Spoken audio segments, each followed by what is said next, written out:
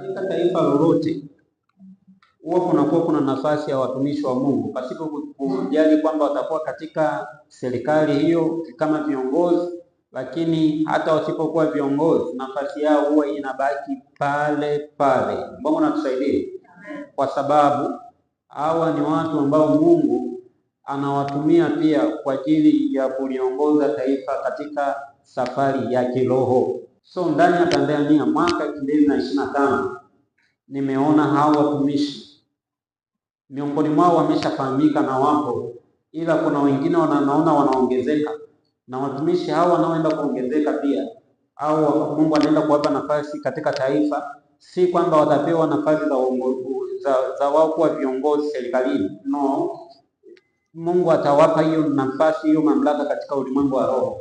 Mimi nimetumwa na Mungu kwenye hii nchi, na safari hii ndio mtajua kwamba Mungu amenituma. Narudia tena, Mungu hatumi watu wazuri sana, hatumi watu wenye sura nzuri sana, hatumi watu wanaovutia sana.